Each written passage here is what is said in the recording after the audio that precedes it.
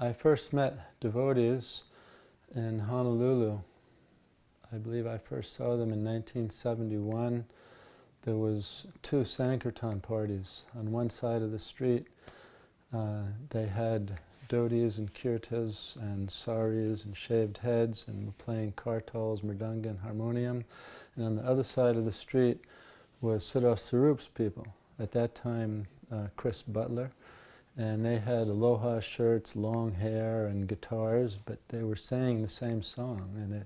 But I never really, thought about it. I saw them in Honolulu, and then several months later, I was living on Maui, in a commune there called Banana Patch, and some friends invited me to go to the Krishna Center. There was a devotee named Govardhan there, and Jim Titcomb. That's all I remember, those 2.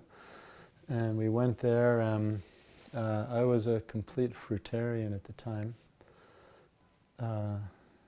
Anyway, I don't want to talk about myself, but you asked how I met devotees. So I was a complete fruitarian, so we would go to the chanting, and the chanting was nice, and we'd sit down, and everything was served on banana leaves, and they'd come around with the prasadam, and I said, no, I'm just here for the good vibes, and they said, oh no, this is all good vibes, and I say, I'm a fruitarian, and oh, this is pure fruit, we just picked it. It was like cornmeal halva, but yeah, we just picked it off the trees, 'cause they did anything to distribute prasadam, so I took it. Yeah, that was great. Never had this fruit before, but it was it was nice getting prasadam. And then I remember one day I was hitchhiking, and Govardhan picked me up, and then he stopped to take a japa walk at this beach park called Hukipa Beach. It's a big surf spot on the north shore of Maui, northeast shore, and we're going for a walk up on this hill, and there's a big cliff, down below is the ocean and all the surfers, and so he's chanting japa, so I took my book out, Autobiography of a Yogi I was reading, and he's chanting japa, and I'm reading my book, and then it's like, oh, what book are you reading? And he took the book, and he said, oh, Autobiography of a Yogi, and he took it, and he threw it over the cliff into the ocean, and he said the book just merged into the ocean. So anyway, that was my first experience with devotees, how they're kind of fanatical a little bit. It was very difficult to go on a morning walk. It was only 10 or 12 devotees, so certainly if you weren't initiated, there's no chance. But there was a devotee in the temple, his name is Arjuna. I remember him and thank him very much. He said, I just get in the car, we're going. So he got in his car and he's running red lights, everything he can to catch up. And Prabhupada would walk on, I believe it was right on Waikiki Beach, might be called Al Moana. It's the beach that he walked on every day. The famous beach where he looked out and said the sufferers when he saw the surfers. But on that walk, one of the devotees who was a temple commander in Honolulu, he was complaining to Prabhupada, Prabhupada, we have some devotees, they just want to read Krishna book all day. And Prabhupada said, oh, very nice, very nice. And they said, no, Prabhupada, you don't know what I mean. They don't want to do any service, but they're just reading Krishna book all day. That's very nice, reading. No, but they're not doing service, like helping in the temple. And then Prabhupada says, yes, when you are in the hospital, you have to follow the doctor's instructions. So we have to, we have this sadhana, we have to maintain these temples, we have to distribute books.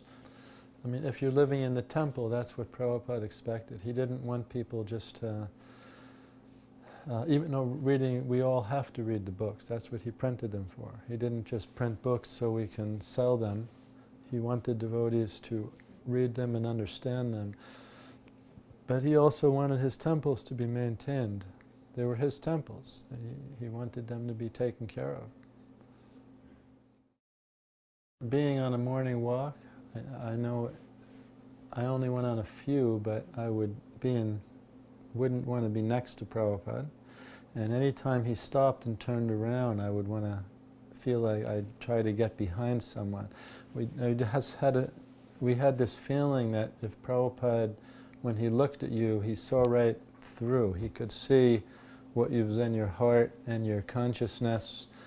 And I thought what was in mine wasn't very clean. I didn't want him to see it. And we just knew that anything he had ever asked us to do, which is in his books, because what he gave his, and many devotees were fortunate to get personal instruction from him, go here, start a temple, do this, but just what he wrote in initiation letters and the instructions he gives in his books, we know that this is someone that he really cares about you.